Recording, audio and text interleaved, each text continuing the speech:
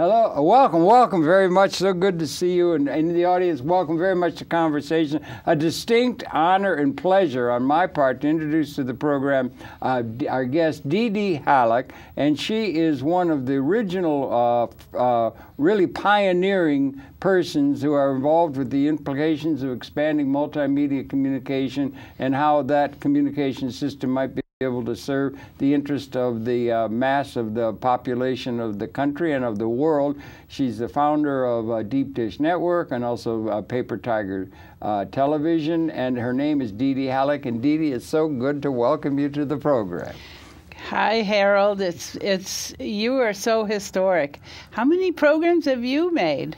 Oh, well, I don't want to go into me, but I about 3,000 now. Unbelievable. Yeah. Well, it's a lot. Talk about pioneers. Yeah. You are a real pioneer. Well, you are also, my dear. So pioneers of the world unite. You have everything to gain but this mess we're in now.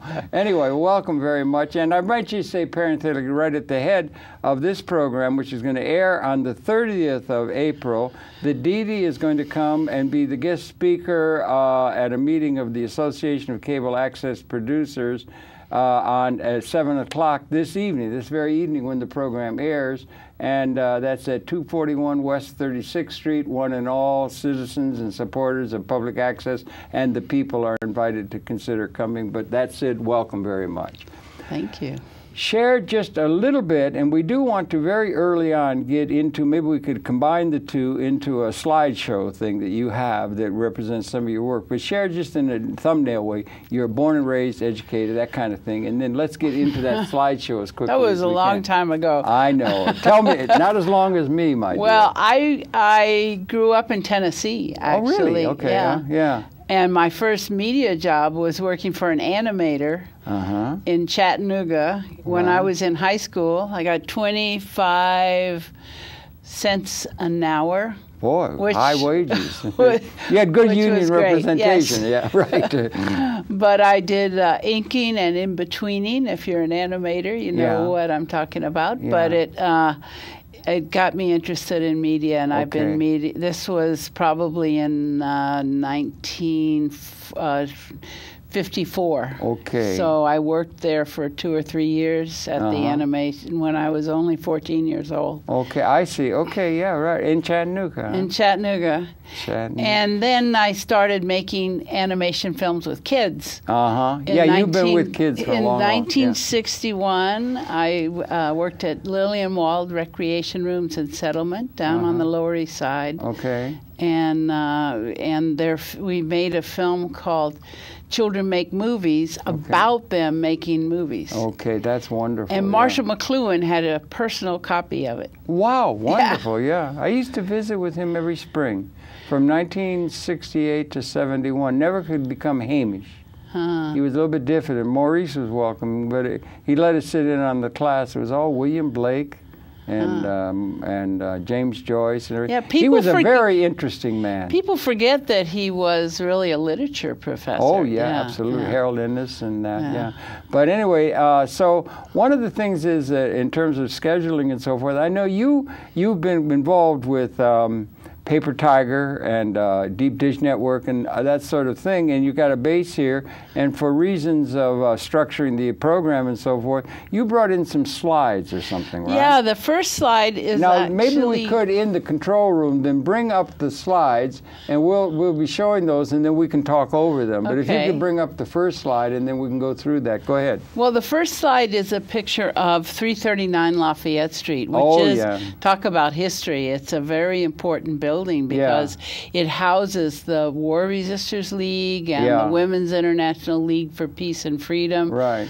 There, I think, is that now? That's 339 Lafayette. That's the famous Lafayette, and that's where David McReynolds, God bless his soul, also had his place just down the hall from you, I think, the War Resisters League. Carl Bissinger was there, and who's no longer with us.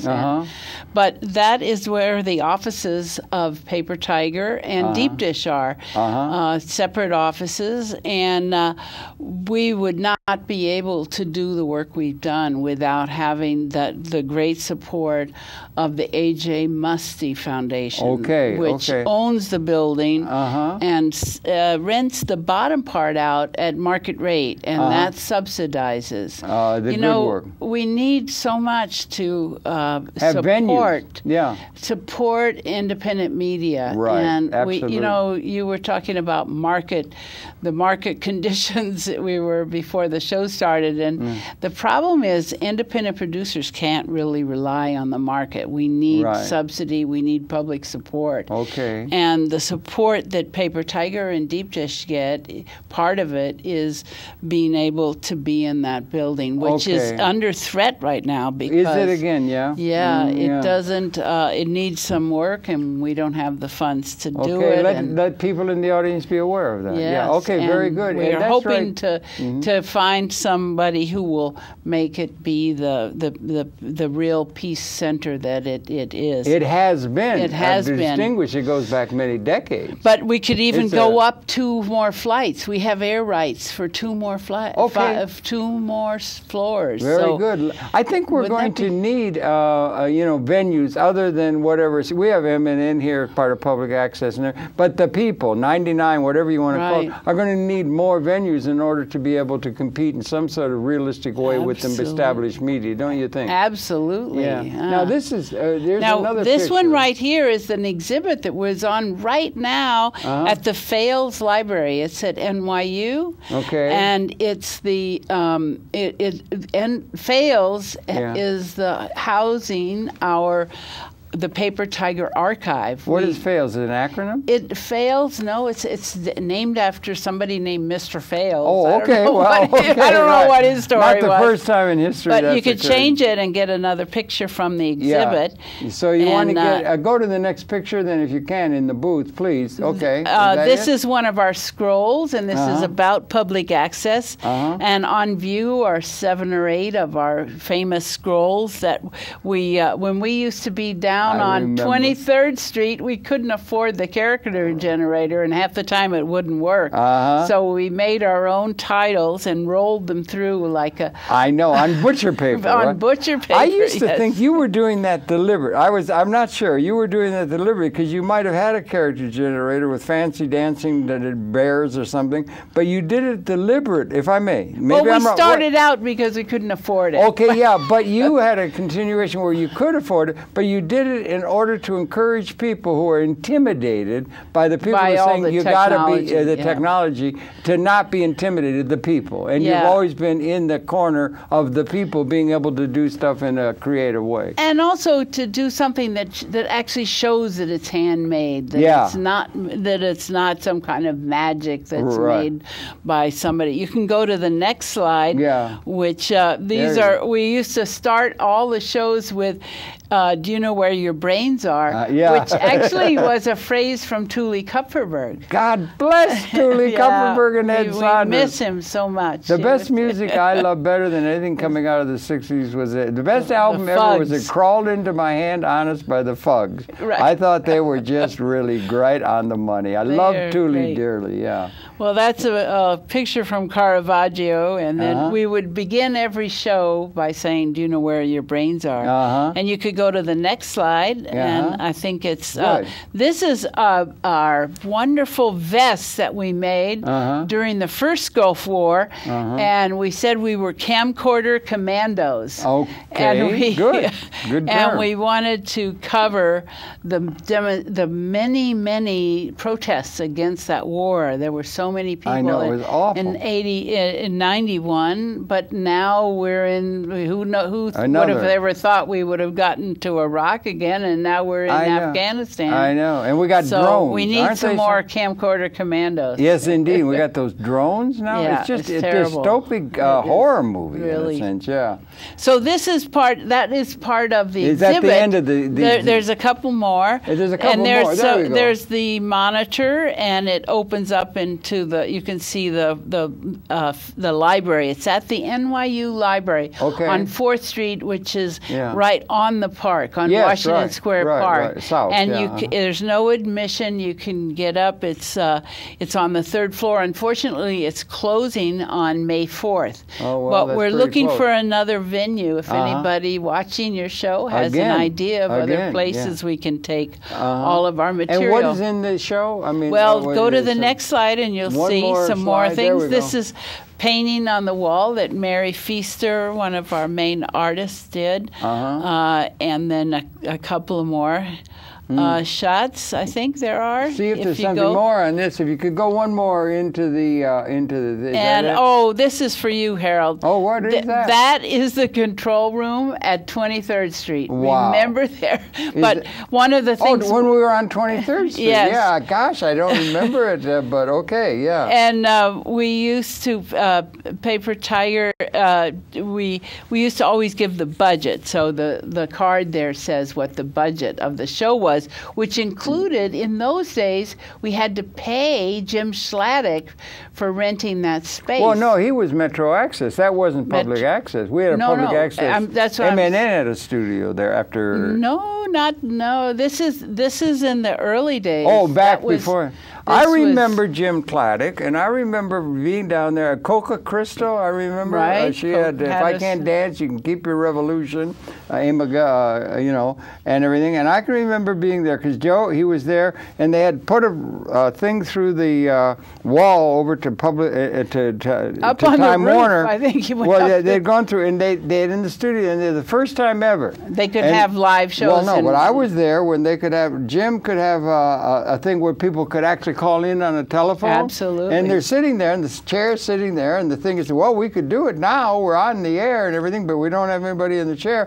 And so he said, Harold, would you sit in the chair? Oh, well, okay, I'll sit in the chair. And I took the first call, and some voice came over. Take off all your clothes. I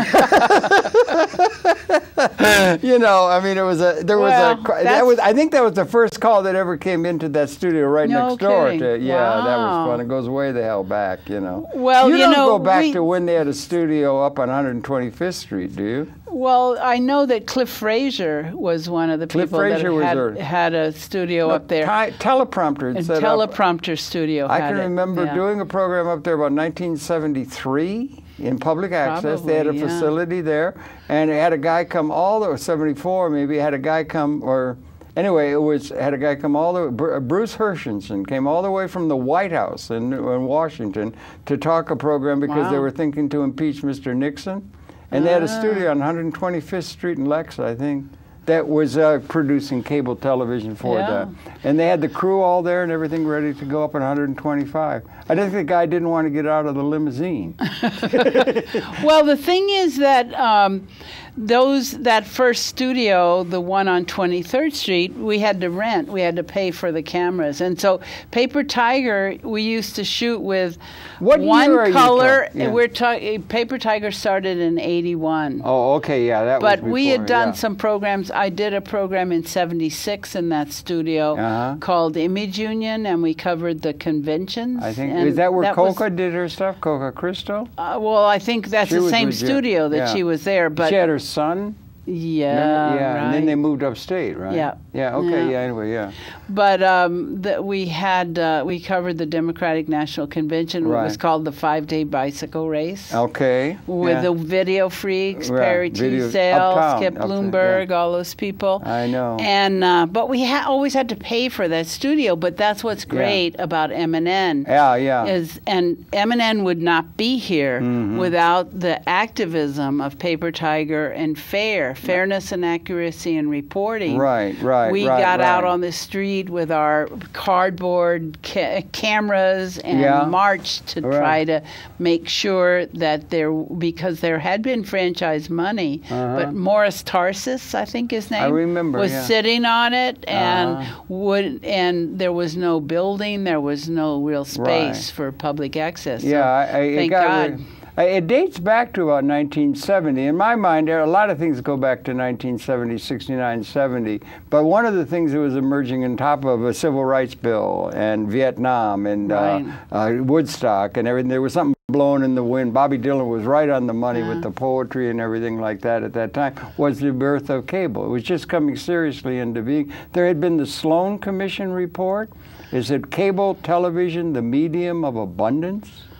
Which is, to me, a really interesting study that had influenced it. And there was input from civil society, and the cable industry came after about 1970 to recognize a certain payback responsibility to the community in the form of setting aside some of their net of tax earnings for PEG. And then there was George Stoney. God bless George Stoney. Who sent a lot of his interns. Yes.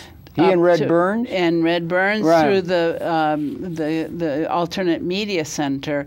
And they help cities get good franchises. Yes, indeed. And one of his students, Sue Buskey, is still working. Sue Buskey is really good at that. She helped M&N with their first franchise. And, the fact that so many cities around the country have really good access. Actually, Philadelphia just opened up. A lot of people think... You're talking now concurrent. Good, I'm glad to hear, because California is being gutted, or they have been, or really... People are fighting, and but a lot of people think it's dying, but actually there are places that are getting better and better. And I'm really happy to hear that. And it's not necessarily a dying...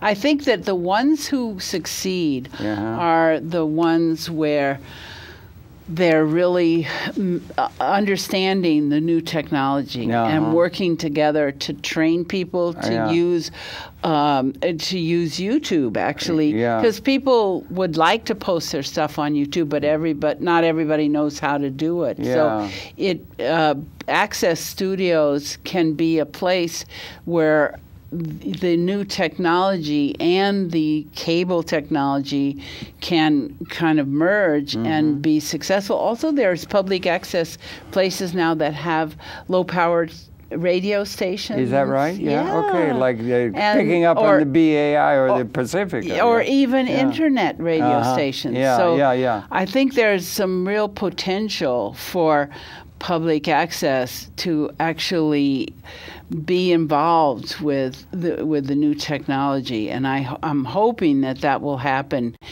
here in Manhattan. The one thing is that it really needs to have very strong facilitation people who work with the producers and help them make their shows. We've had, thank God for Stephanie, came down and saved us, but just now, saying that it's hard to keep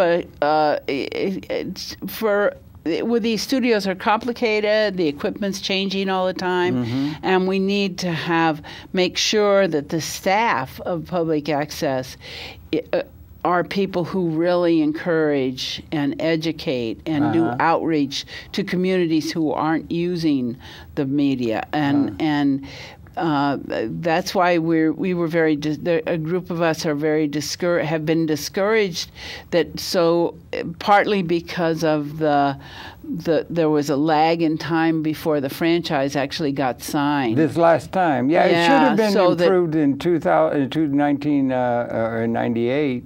It should have been, we're still going on that one. It should have been done in 2008. And it was, but that was the meltdown of the economy. There were a lot of things going on. There was a lot of things, but it was mostly Time Warner trying to get out of their obligations. Well, that's something I think is worth talking about or something, because I seem to have, the day after this program that we air, will be airing on the 30th, the day you're going to give a talk to, we're going to air a program we did in 2008 with Nan Rubin, who's on the board of M&N. Yes. A good lady. He does a lot about archiving and that. It's going to be there and so forth. But I've been looking at it for a long time, and I think it's worth accounting to the general citizen who may be viewing that this public access realm exists and has existed since about 1970. They had things done, Irving Kahn and people, teleprompter was built. In 1970, there was only about 10% of the country was cabled, but it was destined to become ubiquitous and everything. And they've set aside a baseline kind of thing, 5% of their net of tax earnings as payback to the community for access to the market, I guess, and everything. And so 2% of that goes to Bloomberg here in New York, Mr. Bloomberg, Mayor Bloomberg, and so, and then 2% goes to the Educational Institute, New York University, New York, Columbia school system. 1% is for public access. That's where we are. Yeah. So that the operating funds and the capital costs are met by payments from the cable industry that they have over the decades long agreed to and have provided, so they can provide here, say MNN, they can provide facilities for production and now distribution, tapping into and linking up with the cyber things, programming that is now being able to be seen everywhere in the world, and all of the costs involved with that, including operating costs, can be met from these payments, so the producers can produce without ever having to think about money. But you if know, they don't Harold, want to. But the reason that those funds are set aside like that is because it's really rent for the public airwaves and the public rights of way. Rights away. Well, that's because one argument. Yeah. When Time Warner lays down their wires, what they have the benefit of is the infrastructure which the city and you and me have paid through our taxes. That's right. So that's right. What really it is a kind of payback, and it's a kind of rental for the access to those. And in some places, like up in Woodstock, where I have a house, with the cable comes over the telephone wires. Okay, yeah. But the telephone wires, there's a civic,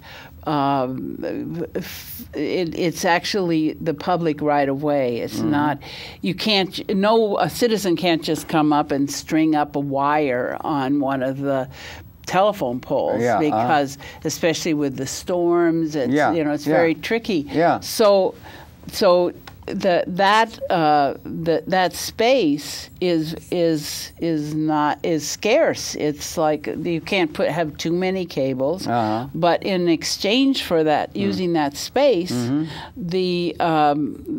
it's also Time Warner up in Woodstock, but in other countries, other places it might be Comcast or AT&T, and so that there has to be a public. They're getting basically a monopoly of viewers that they would be able to have access to their eyeballs, so that they have the control over the wire coming in, and it's only right that people actually have the ability to have the kinds of material benefits that we have here with studios and staff to help us make television programs. I can understand that, but I want to go back up a little bit in media history. When Mr. Paley started CBS and they were going over the air and they were doing that, he had no obligation to do anything about the people being able to produce programming. They wanted the stars of the time, in order, Betty Furness and the stars, Milton Berle and that, the stars of the time that would get this captive audience they had in order to sell Wheaties rather than cornflakes. But you know, and he had no obligation to do that. Well, that's questionable, because the Federal Communications Act says that the public airwaves, and it's not the air doesn't belong to CBS, and that use of the airwaves, that there should be a return for the people also, that is called for the public interest, convenience, and necessity. Yeah, but how does that translate into something like where the people, public access, well, not the industry, but it should be. Yeah, okay. It never did. But one thing that there were times in which there were organizations that were promoting more public use, more public rights, so that, for example, when a station would go up for renewal, their licenses were only for 4 or 5 years. And those have been extended and extended. Yeah. So now I think you get a license for like 15 years or 20 years. And it's very rare that anything is done to impede that. Yeah. But you know who fought it was one person was Chris Choi. Remember her? I don't. She was one of the founders of Third World Newsreel. Okay, yeah. And there was a station in Philadelphia that didn't have any minority people, workers. They didn't have any people on the set. They had, and she, when that station went up for their renewal, she and others worked to protested to the FCC. That they shouldn't be renewed because they weren't really responding to the diversity of the city. Right. So they actually had to do a certain amount of minority programming on that channel. Did that hold? In terms it held, and it gave money to it gave money to Third World Newsreel. They were able They were able to do a series about the history of Asians in the Philadelphia area, about civil rights. But very few people take that initiative and energy to go out and fight for that. But I think it was Chris Choi who really initiated that process. Good. There are other people who were going along that line. There are some people, Johnson.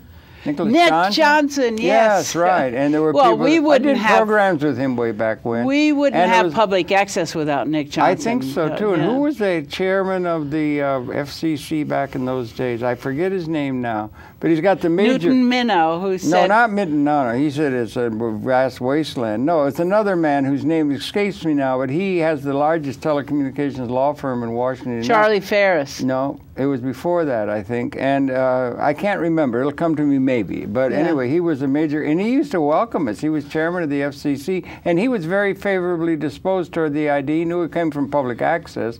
A lot of people would say, if you come from public access, we don't want to hear from you. We want to hear from somebody who's got the imprimatur of CBS or the established media, because who cares essentially what the people think? The people are there to be fed ads that will buy cornflakes rather than, and that's all. They have no reason to have any input because we have the stars. And the stars are the ones that are going to attract the viewers, and we're going to be able to sell more cornflakes than, I mean, that's the attitude of the media toward that. But there are people within the cable industry. I used to go to the National Cable Television Association meetings all the time. There were a lot of people. It's huge. There's all kinds of different kinds of people, all the way from bean counters who are just looking at the bottom line to some who are visionary. And there are some people within there who can see the value of that. I can remember going down after having met with Gerald Levin. He had just been happy as a lark at home box office. He had put up Telstar, and they could link all the head ends by that, and it was as happy as I am with YouTube. But I went down and I talked to a young man who was entrepreneurial. He said, I think, well, now we got that link, we could put the intellectual leadership of the world. I was thinking Bucky Fuller and James Joyce and poets and things like that, and maybe a couple of bankers or oil, but we could do that. And he said, that's a good idea, Harold. We put the intellectual leadership to inform the whole world's citizenry so we can get Spaceship Earth on a good course and all that kind of idealistic thinking. He said, what do you think? I'm thinking of bringing the House of Representatives. And he said, what do you think? You got an envelope. We had a cup of coffee. It's going to be cable, and it's going to be satellite delivered. It's going to be public affairs. We're going to call it C-SPAN. And he was fighting Brian Lamb to develop C-SPAN. He was just thinking of the idea then. We were both thinking of it and everything. And he got that going. He had a hard time getting the House and a hell of a time the Senate and so forth. But C-SPAN is now the crown jewel of the cable industry. If the cable industry is going to say anything to the public about what they're doing to serve that, they will point to C-SPAN, and they've supported C-SPAN overwhelmingly. They can't send enough money to C-SPAN to get programming done, and it's a major source of intellectual programming, as you understand. I think the same thing could be applied, because there are people within cable, as in any organization, they're not all just green-shaded bureaucrats trying to get another shopping channel. There are people who believe in, who could believe in access, democratic access cable, much less the general citizenry, because it's called democracy. that would support public access rather than grudgingly be made to. Well, what do you think? Is there any chance of that? You know, one thing is that for PR value alone, because the PR value, if it gets to be where they count that the jewel in their crown, the C-SPAN, because it's really good. Now, well, partly because it also the representatives and the senators like it because they get on TV. Well, I mean, they need their support because that they can push through whatever bills they want. But I wanted to ask you if you remember, talking about the old days, if you remember that there was a group called Public Interest Satellite Corporation. Vaguely, very vague. Saul Urich and Robert Horowitz. Yes, I do remember. And their idea was that every satellite that goes up should have a public interest channel, and that there should be part of the transponders reserved, just like you have part of the channels on the cable that comes to the city, that there should be those channels reserved on the transponders of the satellites. Well, that would be a place to do it, And actually, that's how we have Free Speech TV. Is that right? And okay. Link and TV, they helped you get that going? Well, they didn't, but it gave me the idea. Good for you. What year are you talking about? Well, that was in the late 70s. Late 70s, that okay. PISA actually, actually this novelist. Yeah, I often wonder how you got Urich. He's I do still remember. Around. Yeah, you should have him on your show. I'd love to. I'd love to. He wrote The Warriors. Remember that there was a Hollywood movie made out of his. He used to write these science fiction movies set in The Warriors. Probably. Okay. It's an interesting film. Yeah. But much later, John Schwartz and myself and people from the Consumers Federation, which is the lobbying arm of the Consumers Union. We worked, and we worked for about 3 or 4 years to get public interest channels on the direct broadcast satellites. That's Dish Network and Direct TV. They are required now. This shows you where they're at, because the way the regulation was written, it says 4 to 7% have to be public interest. Well, guess which percent they chose? 4. Yes, you got it. Well, so any little, that's a bean counter. Because they got to do another business channel. But what it was interesting where the to money me is, was that actually, you know who took advantage of it right away is the universities. So the University of Washington has a channel. Do they? The University of California has one of those channels. Do they? And that's actually out of San Diego, which is where I was. Where you were with Mr. And Schilling. I pushed them to try to do that.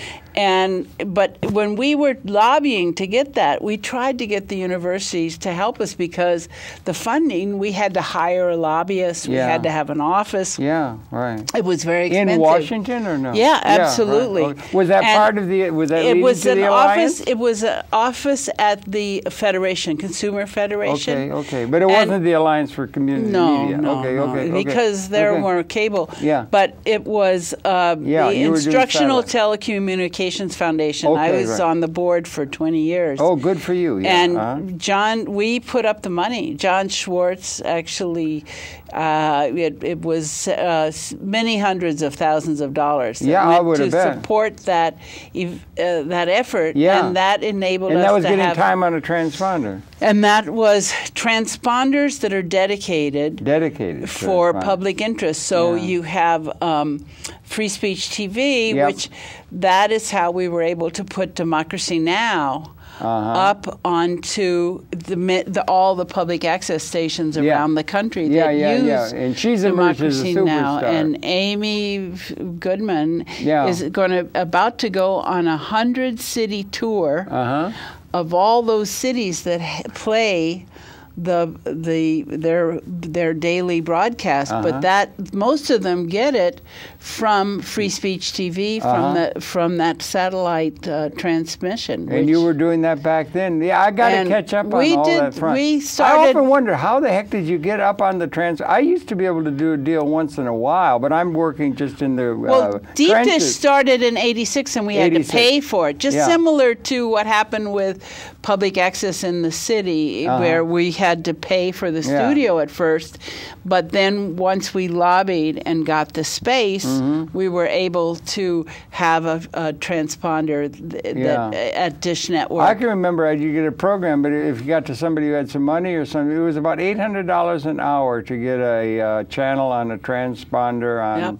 And you could do it, and you have to take the tape to Empire State Building, and you get that, and you'd have to type up a notice to send out about 8 days before it's going to air.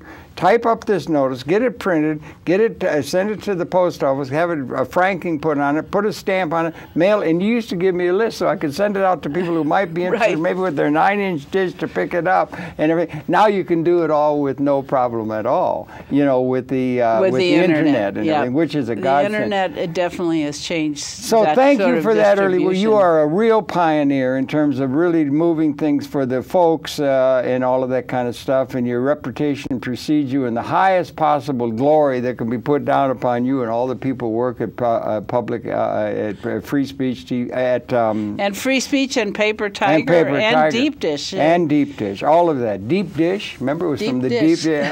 It was so clever, and the Rolling the Butcher paper. I'll never forget that. I loved it. But didn't you bring in another piece of tape or something like that? I brought a tape, and which I'm is a big. Josh, maybe you can get set up in the booth. This is the DVD. Okay. And it is a compilation of little short pieces from the Paper Tiger show. Okay, well, let's give him we made this compilation for our exhibit, which is at the Fales Gallery. It's showing down there? And it's showing down there. Okay, well, and it has audio. It's not silent, so you can bring up the audio. Okay, Josh, when you get a chance, when you get that, just start running it, and then we could talk over it or not. There we go. Well, this isn't the tape. No, the tape is on the DVD. The tape is on the DVD. That slide is the project that I'm working on now, which is the Waves of Change. Okay. And it's on the DVD, and if you hit the DVD play, you should be getting it. Well. And but Waves of Change is actually, there's a website. Yeah. www.deepdishwavesofchange.org. Yeah, I've been there. You've got a map of the world. And we have a map of the world of all the public community media. Is this something now? This is nope. That's not the right show. Okay, that's not the right show. We'd better just, because this is not the right thing. It looks like a good party. I'd like to be there. That looks really good, and that definitely looks like something that people would be up to. That's not the show. It's on the DVD. Yeah, and the see, it's so Josh, you could just stop it and come back to us when you can, because this is not the anyway, so that happens. Access, that's a little moment in public access as it happens and everything. It's the DVD that did look like a Stephanie. Good party. It looked like a fun good party. We should have been there and that kind of stuff. It looked like some of those movies that came out in the 70s, sort of trying to be the. There was some really good stuff. The hippie parties. Yeah, there was some really good stuff. So things are moving fast, and what we have to keep up with is all the things that are going cyber, right? Everything's moving to the cell phone. I mean, things are you're getting video on the cell phone, these advanced cell phones and so forth. Where the hell is, and DeeDee, it's not hyperbolic, the changes, it's going exponential now. I think because there's more and more and more bandwidth is becoming available all the time. They're always struggling to try and monetize it to get some money. Our economic systems are not able to deal with an abundant future that's emerging in all kinds of dimensions. We're at a period of qualitative transformation that the zeitgeist requires, that our collective wisdom and political system and institutional structures are not allowing us to realize. We have weapons that have become species lethal after 200,000 years of extended consciousness, and we're at a time of qualitative transformation that our systems are not able to handle in terms of what the future allows in a liberating kind of way, but also is reifying outdated realpolitik notions of political political or social organization and so forth. Do you think we're at a time of qualitative transformation in an evolutionary sense of the evolutionary process, including the extension of that consciousness, that human consciousness itself is comparable from inner places to make the tools and technology that make the environment other than in an Eden-like sense is the lot of most of the creatures in the evolutionary process? Are we at a period of liberation or possible annihilation of the whole development of conscious evolution of understanding in this universe? Or how do we stand? Or is this just another period that'll pass? Well, I think we're stuck with what we got. But I think one thing that we've got to really learn from is some of these things that these young people are doing with Occupy Wall Street, and I must say, breathe life and into it's not really about technology. It's about a way of relating to other people. You think it is? Yeah.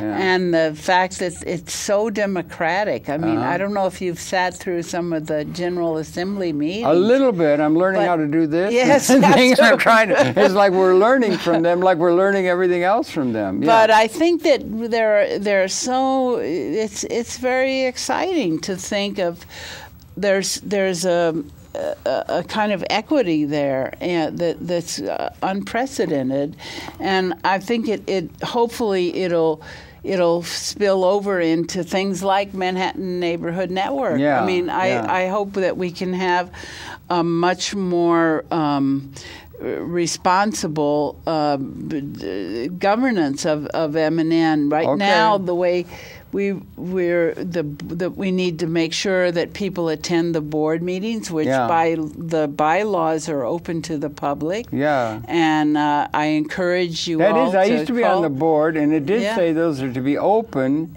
outside of executive sessions and so forth. And they're supposed to be announced when the meetings are. And there. What have you got it? No, it's on the DVD.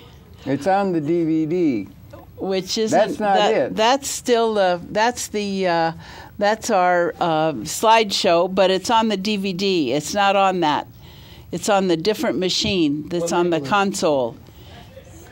Well, you might do well just not to try, because it's too complicated, apparently. Josh said he knew, but he didn't. So apparently we're not able to get the technology. Okay. Well, I hope people will go to the Fales Library or go to papertiger.org, and they can see it. Oh, you've got it there, papertiger.org. Okay, good. That's a wonderful website, that Paper Tiger. And there you see, I mean, Paper Tiger has been able to exist for 30 years because of having that kind of open structure, which allows people to participate. And it's very transparent. Just like in the first days we published our budget, I think that we should publish the M&N budget. I think we should make the structures of our public institutions as transparent as possible. Even something like Columbia University or NYU, even though those are private entities, they are nonprofit, and there's a wonderful op-ed in the paper today about NYU. In the Times? Yep. One of the people is Mark Crispin Miller. Oh, I think you've had him on. Yeah. I haven't. I want to. He's a grand guy. Yeah, right. But he questions their whole. NYU is planning. You know, George Stoney is now living in these NYU buildings, and they want to put 3 more buildings higher in the middle of those other buildings. And so that means that the construction would go on for 20 years, and that means that all the faculty who live in those buildings would be submitted to the. They would have to be living in a construction site. For 20 years. So it's and he questions like what the budget. If you really look at the way the funding would go, they would have to borrow so much money that just the interest service on it would be would mean that they would have to raise the NYU tuition, which well, already the tuitions are already out of sight. It's like crazy. It's terrible. Yeah. They come out with huge debts, and it's a great difference. And people are dropping out of a university. And I don't understand myself why anybody would go to a university anymore when you've got access to all of the world's information, where you can autodidactically include a knowledge base for yourself that is just unprecedented. To listen to somebody ego tripping on their area of specialization is called scholarship. They've divided and conquered the intellectual community by everything is so specialized. Nobody's thinking systems. Nobody's thinking in terms of the broader picture, because they're all specialized out, and it's just gotten more and more divide and conquer the whole intellectual enterprise. So the universities are sort of irrelevant. It seems to me they're not producing anything. All the king's horses and all the king's men and all the trillions of dollars that go into what is called education in order to get a bunch of people who are ready to be responding to an authority figure or something like that to fit into it is now has not been able to come up with an appropriate model. What?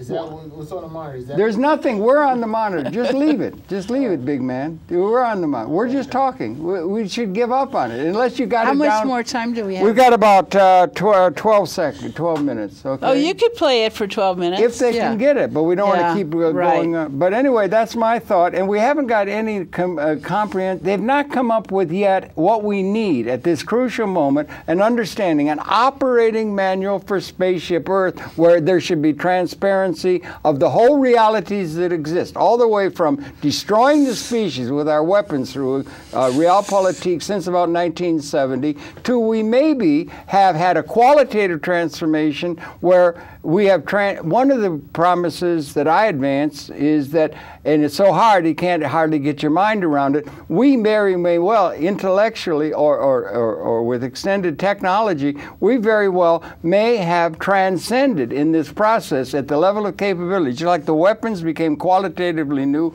a qualitatively new collective capability of our technologically augmented capability to provide life support transcended for the human society within an ecological context, material scarcity. With that may be, and it dates from about 1970, never mentioned that there's been a qualitative, existentially significant, we're getting to the point where we're coming to the end of the human experience. And it's never brought up in those kind of qualitative terms.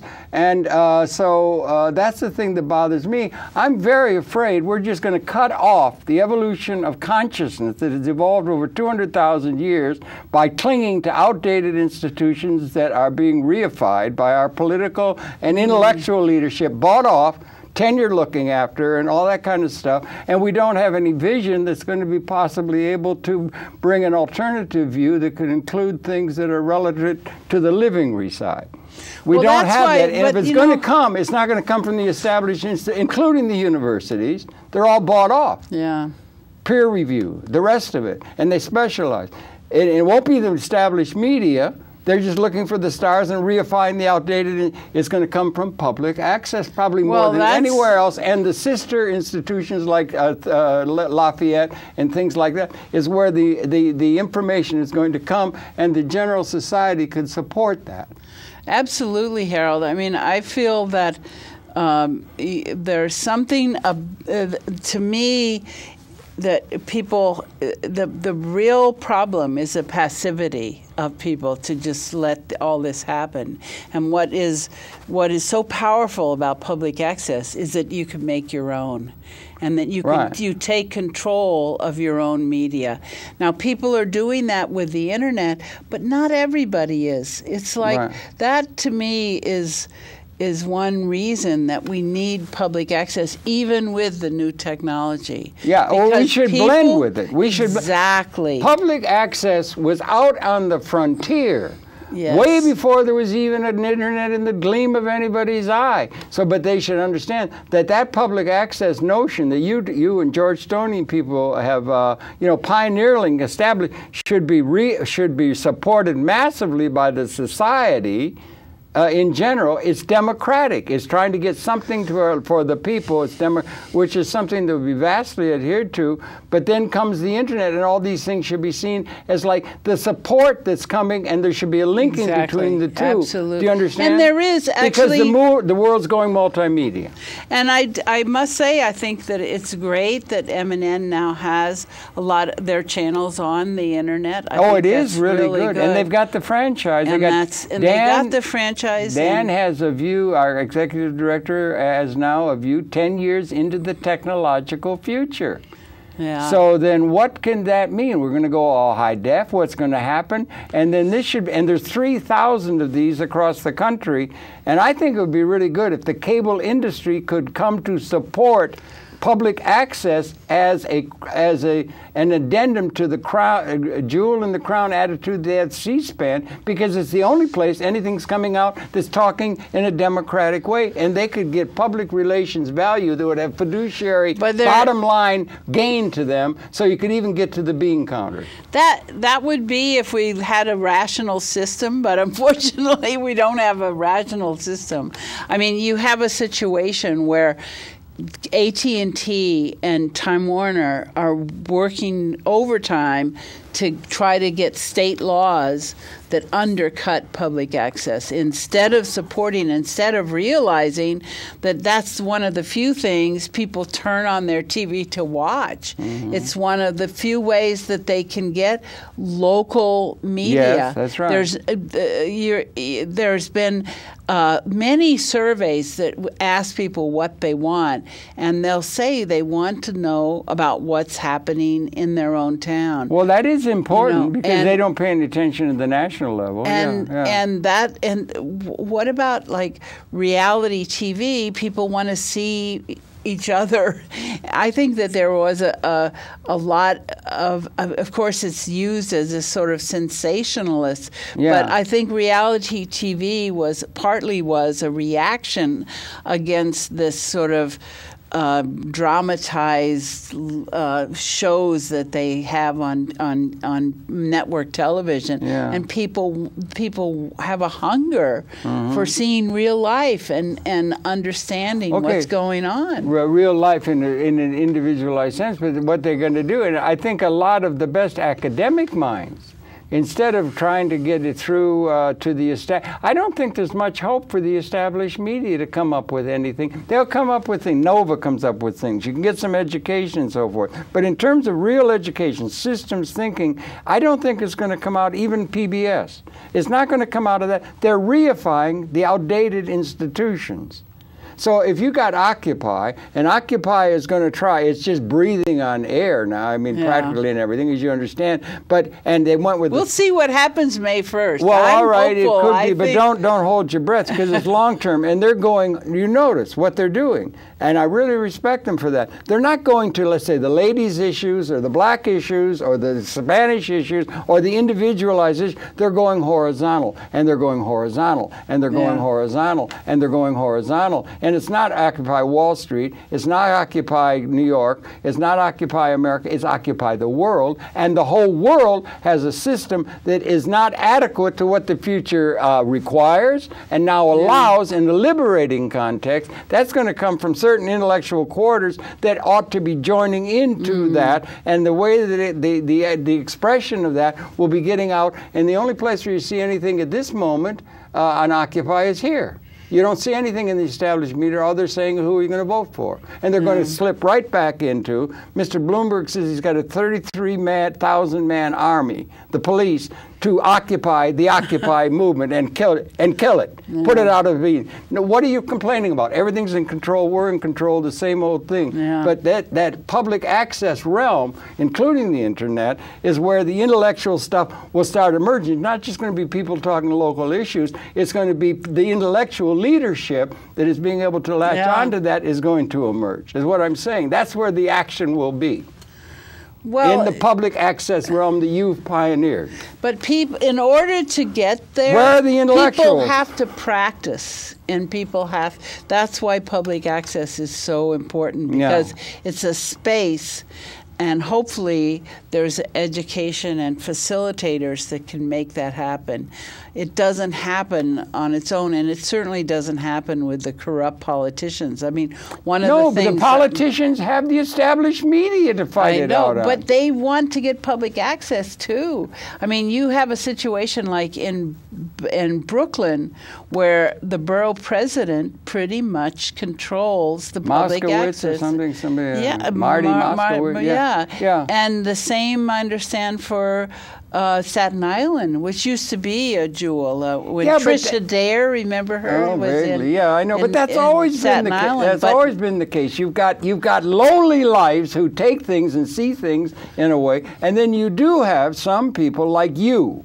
And some people, George Stoney, and people who pioneer that there are intellectual leaderships. They shouldn't be wasting their time in the established media. Yeah. They should be coming over and finding their place in public access. We can build networks of distribution and programming that is comprehensive. It's intellectually looking at the big picture rather than being divided and conquered by those who say, just look at those little pictures, the little sidebars, we can co-opt you. We'll co-opt you and just keep you in the same order, although we do have to keep I think we have to anchor to history, but what we need more than anything else is comprehensive vision.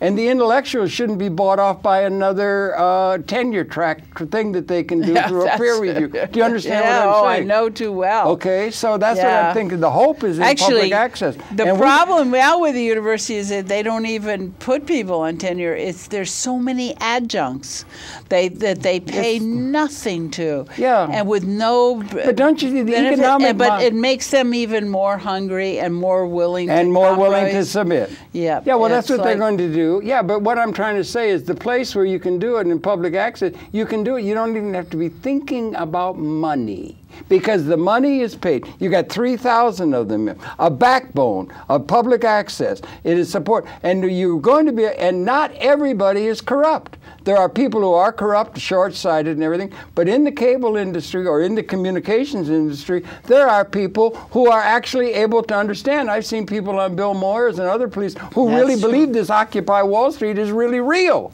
Yeah. It's really real. It's not just a thing to be co-opted. Yeah. As the people are, and because there's small-minded people all over the place, doesn't mean you have to comport to that. You have to establish a place where the real voices can start coming and talking seriously about big change. But Harold, that's why the police are going after the press people now. Yeah. Because they don't want the press people that would support Occupy. And so they're trying to keep them as far away as possible. Now we do anybody with a camera is the first target. You see the action. You see that 324 that said that House bill where anybody who is service is protected by Treasury, any candidates and so forth, you can't go and put up a thing because that's and they can arrest you. They're laying the predicate for a police state because they don't have a vision. There should be vision, should be coming that is incorporated, and I think there's more hope for that Occupy thing than anybody might think. They think it's just a bunch of disorganized. They're going horizontal. They're looking for systems understanding, and the people who have that, we should be Mr. Pinker and other people. We should be repairing to and putting it out in the realm of public access that you pioneered. It may all depend upon the example set by DeeDee Halleck if this universe is going to live or die. You and your colleagues, you know, but in a very real sense, it might be. That's where the action is going to be. It's multimedia, and that's the leading thing that did it. And so, DeeDee, thank you very much. Okay, thank you, So good Harold. to talk. Didn't mean to rant and rave, but I'm just really bothered. They're they're just ready to blow the whole world up.